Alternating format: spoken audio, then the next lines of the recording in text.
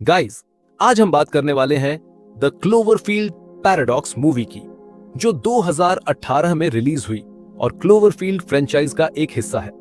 इस मूवी के अलावा इस नाम से और 2 मूवीज आ चुकी हैं, क्लोवरफील्ड जो 2008 में और 10 क्लोवरफील्ड लेन जो 2016 में आई थी। क्लोवरफील्ड पैराडॉक्स को IMDb पर 5.5 की रेटिंग मिली है और इस मूवी का सबसे इंटरेस्टिंग पार्ट है इसका माइंड बेंडिंग कॉन्सेप्ट, मल्टीवर्स और पैरेलल यूनिवर्स का एक्सप्लोरेशन।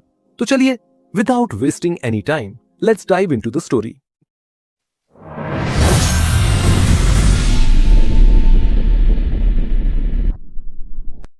मूवी शुरू होती है अर्थ पर, जहां एनर्जी क्राइसिस के चलते दुनिया ऑलमोस्ट कोलैप्स की स्थिति में आ गई है। कंट्रीज के बीच टेंशन बढ़ी हुई है और न्यूज चैनल्स लगातार वार्निंग दे रहे हैं कि अगर एनर्जी का सॉल्यूशन नहीं मिला तो कंट्रीज के बीच वॉर भी छिड़ सकती है। इसी टेंशन के बीच एक साइंटिस्ट एवा हैमिल्टन, हमारी मुख्य चरित्र, अपने पति माइकल के साथ अपनी लाइफ और मिशन के बारे में बात कर रही होती है। एवा एक स्पेस स्टेशन पर जाने वाली है, क्लोवरफील्ड स्टेशन, जहां एक बड़ा एक्सपेरिमेंट होने वाला है, शेपर्ड पार्टिकल एक्सेलरेटर का टेस्ट। अगर यह सक्सेसफुल हुआ तो एनर्जी क्राइसिस खत्म हो सकती है। फिर स्टोरी अर्थ के बाहर स्पेस स्टेशन पर शिफ्ट होती है। यहां हम इंटरनेशनल साइंटिस्ट्स के एक क्रू को देखते हैं, जिनमें Schmidt, time, Mandy, Wolkoff, monk और कमांडर कील हैं। एवा हैमिल्टन भी इसी ग्रुप का हिस्सा है। इनका एक ही मिशन है, शेपर्ड पार्टिकल एक्सेलरेटर को सक्सेसफुली रन करना। इसी टाइम पर एक साइंटिस्ट न्यूज इंटरव्यू में वार्निंग देता है। वह कहता है कि जो super particle accelerator experiment space में होने वाला है वह डेंजरस हो सकता है। यह डिवाइस थियोरेटिकली अनलिमिटेड एनर्जी दे सकता है, लेकिन रिस्क यह है कि वह रियलिटी के फैब्रिक को भी तोड़ सकता है। मल्टीपल डायमेंशन एक साथ कोलाइड हो सकते हैं और कुछ ऐसा आ सकता है जिसे इंसान समझ भी नहीं सकता। वह साइंटिस्ट कहता है कि अगर उन्होंने एक्सेलरेटर एक्टिवेट किया और कुछ गलत हुआ तो वह मॉन्स्टर्स को ला सकते हैं, ऑल्टरनेट रियलिटी खोल सकते हैं। शुरू में सब नॉर्मल लगता है, लेकिन एक छोटा सा टेंशन बिल्ड होता है, क्योंकि शेपर्ड को पावर देने की हर कोशिश फेल हो जाती है। दिन दिन बीत रहे हैं, रिसोर्सेज खत्म हो रहे हैं और अर्थ पर सिचुएशन और भी बिगड़ रही है। क्रू इस वार्निंग को इग्नोर करके पार्टिकल एक्सेलरेटर को काम करवाने में लग जाते हैं। फिर एक दिन वह फाइनली एक्सेलरेटर को रन करते हैं। इस बार सब कुछ प्रॉपर्ली चल रहा होता है, रीडिंग परफेक्ट होती है, लेकिन फिर एकदम से एक्सेलरेटर अनस्टेबल हो जाता है। लाइट्स ब्लिंक करने लगती हैं, पूरा स्टेशन वायलेंटली शेक करता है और सडनली ब्लैकआउट हो जाता है। क्रू कंट्रोल रिकवर करता है और हैमिल्टन नोटिस करती है कि मैप पर अर्थ शो ही नहीं हो रहा। क्रू बाहर के कैमरा से अर्थ को लोकेट करने की कोशिश करता है, लेकिन उन्हें अर्थ कहीं नहीं मिलता। अर्थ गायब है और सब कंफ्यूज्ड है। हैमिल्टन अपने हस्बैंड से कांटेक्ट करने की कोशिश करती है, लेकिन कनेक्शन नहीं मिलता। अब यहां से अजीब चीजें होना शुरू हो जाती है। तभी उन्हें एक औरत के चिल्लाने की आवाज सुनाई देती है, जैसे कोई वॉल के अंदर फंसा हुआ हो। सब उस जगह जाते हैं, वॉल के पैनल्स खोलते हैं और सब शॉक हो जाते हैं, क्योंकि एक औरत लिटरली स्टेशन के अंदर फंसी होती है। पाइप्स और वायर्स उसके बॉडी के थ्रू घुसे हुए होते हैं, जैसे वो मैटर के साथ मर्ज हो गई हो। जब हैमिल्टन उसके सामने आती है तो मानो जैसे वो औरत हैमिल्टन को पहचानती हो। वह तुरंत हैमिल्टन का नाम लेकर उससे हेल्प मांगती है। हैमिल्टन और बाकी क्रू सरप्राइज हो जाते हैं, क्योंकि उन्होंने उस औरत को पहले कभी नहीं देखा होता। सब मिलकर उसे निकालते हैं और मेड बे में ले जाकर ट्रीट करते हैं। इसी बीच मंडी नोटिस करता है कि शिप के लैब से वर्म्स गायब हो गए हैं। हैमिल्टन और उसकी टीम भी देखते हैं कि उनके शिप का जायरो कंपस मिसिंग है। सब लोग टेंशन में आ जाते हैं, क्योंकि कंपस के बिना नेविगेशन पॉसिबल नहीं था। पर हम देखते हैं कि वोल्कॉफ अजीब बिहेव करने लगता है। वह मिरर के सामने अपनी आंखें देखता है और लिटरली उसकी आंखों के अंदर कोई मैकेनिकल या बायोलॉजिकल चीज हिलती हुई दिखाई देती है। उसके फेस पर कंफ्यूजन भी है और डर भी। वह एक लॉकर के पास जाता है, बिना किसी को बताए एक गन निकालता है और सीधा श्मिट और टाम के पास जाकर उन पर गन एम कर देता है। तभी उसके मुंह से झाग निकलने लगता है और तड़पते हुए गिर जाता है। जब मंक उसे चेक करने जाता है तभी उसके मुंह से अचानक वही वर्म्स निकलने लगते हैं जो लैब से गायब हो चुके थे और वोल्कॉफ की मौत हो जाती है। ये देखकर क्रू डर जाते हैं। उन्हें समझ नहीं आता कि स्टेशन पर क्या हो रहा है। दूसरी तरफ उस औरत को भी होश आ चुका होता है। हैमिल्टन उससे मिलने जाती है और औरत हैमिल्टन से पूछती है, तुम यहाँ क्या कर रही हो? वो हैमिल्टन को अपनी दोस्त बताती है और कहती है कि वो पिछले 2 साल से इस स्टेशन पर काम कर रही है और बाकी सब क्रू सदस्यों को भी जानती है। हैमिल्टन उसे कहती है कि वो उसे नहीं जानती। ये सुनकर वो औरत थोड़ी पैनिक होने लगती है और दोनों कंफ्यूज्ड हो जाते हैं। फिर वो औरत हैमिल्टन को गले लगाते हुए बोलती है, श्मिट पर भरोसा मत करना, उसने ही शेफर्ड को खराब किया है। कमांडर कील को यह पता लगते ही वह श्मिट को पीटते हुए एक चेंबर में बंद कर देते हैं। लेकिन श्मिट कमांडर को समझाने की कोशिश करता है कि यह सब झूठ है। वहीं दूसरी तरफ अर्थ पर माइकल एक कार में जाते हुए दिखाया जाता है। उसे पता चलता है कि क्लोवरफील्ड स्पेस स्टेशन अपनी जगह से गायब हो गया है। तभी माइकल की नजर एक बिल्डिंग पर पड़ती है जहां उसे एक बड़ी सी परछाई दिखाई देती है। इसे देखकर वह थोड़ा डर जाता है। थोड़ी ही दूरी पर माइकल को एक छोटी बच्ची के रोने की आवाज सुनाई देती है जिसे चोट लगी होती है। वह उसे अपनी कार में बैठाकर हॉस्पिटल की तरफ ले जाता है। उसी समय हमें स्पेस स्टेशन में दिखाया जाता है कि मंडी वॉल पैनल्स रिपेयर कर रहा है और अचानक वॉल उसके हाथ को अजीब तरीके से अंदर खींच लेती है। क्रू और हैमिल्टन उसकी मदद करती है, उसे खींचकर बाहर निकाल लेती है। लेकिन सब हैरान रह जाते हैं जब देखते हैं कि उसका हाथ कट चुका है। सबसे चौंकाने वाली बात यह होती है कि ना तो उसे कोई दर्द हो रहा होता है और ना ही उसके हाथ से खून निकल रहा होता है। अब हम दूसरी तरफ देखते हैं। श्मिट के चेंबर का दरवाजा अपने आप खुल जाता है। चेंबर से बाहर निकलकर वह देखता है कि एक अलग सा हाथ जमीन पर रेंग रहा है। यह देखकर वह तुरंत अपनी टीम को वहां बुला लेता है। वह हाथ को लैब में ले जाते हैं और पता चलता है कि यह हाथ मुंडी का है जो कट चुका था। सब और ज्यादा शॉक में आ जाते हैं जब वह हाथ खुद से कुछ लिखने की कोशिश करता है।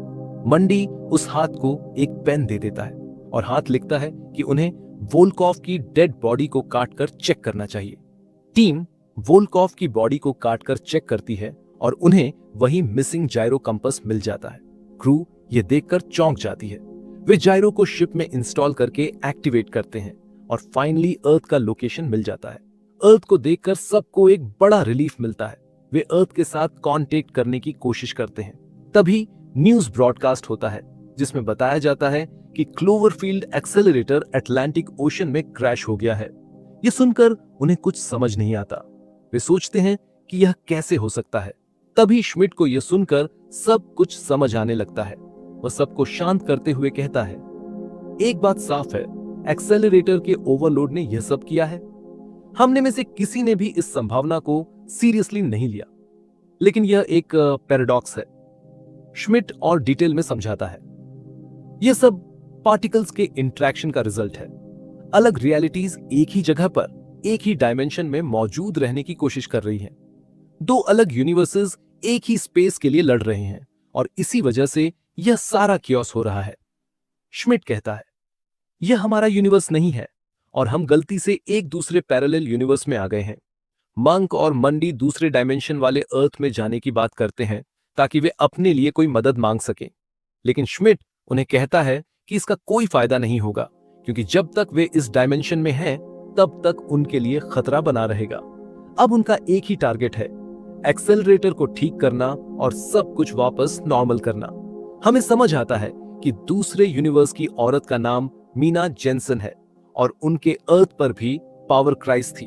वहां भी क्लोवरफील्ड स्टेशन पर एक क्रू भेजा गया था पार्टिकल एक्सेलरेटर से अनलिमिटेड एनर्जी जनरेट करने के लिए। लेकिन उसके यूनिवर्स में हैमिल्टन की जगह उसकी दोस्त मीना गई थी।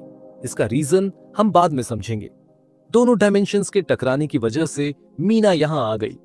इसी वजह से मीना कह रही थी कि वह सबको जानती है और 2 साल से स्टेशन पर काम कर रही थी।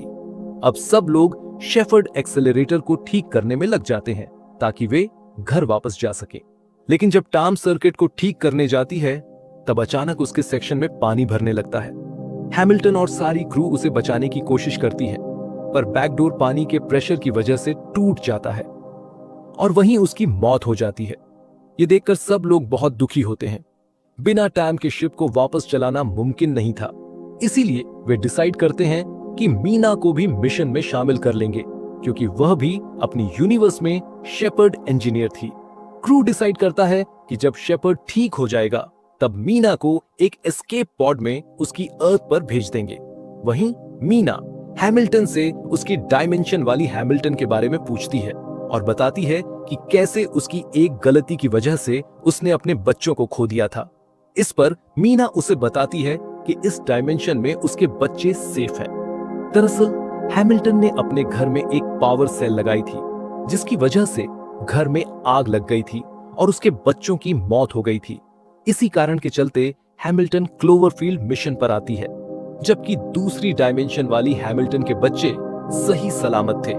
इसलिए वह अपने परिवार को प्रायोरिटी देते हुए क्लोवरफील्ड मिशन पर नहीं आती।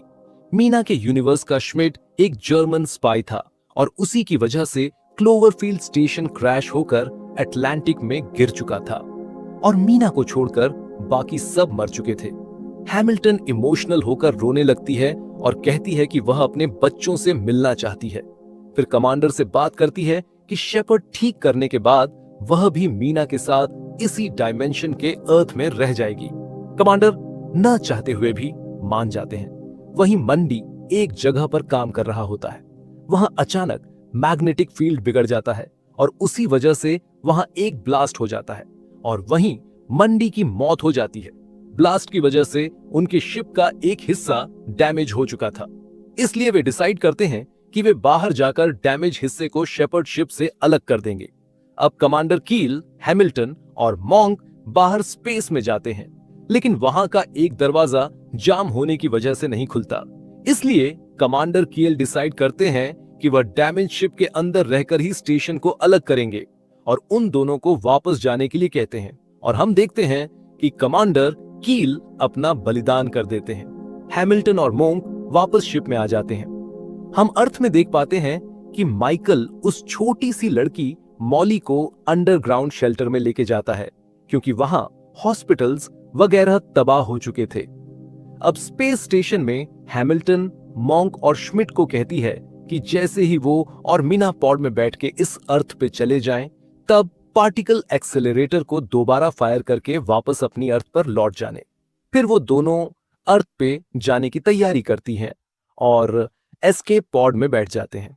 तभी मीना हैमिल्टन को सिर पे मार के बेहोश कर देती है, क्योंकि वह शेफर्ड पार्टिकल एक्सेलरेटर को अपने लोगों की मदद करने के लिए इस्तेमाल करना चाहती है, क्योंकि अगर वह चले गए तो उनकी दुनिया से एनर्जी क्राइसिस कभी खत्म नहीं होगा और उसके लोग मरते रहेंगे, क्योंकि उनका क्लोवरफील्ड स्टेशन क्रैश हो चुका था। मीना शिप में वापस आकर मोंक को शूट करके मार देती है।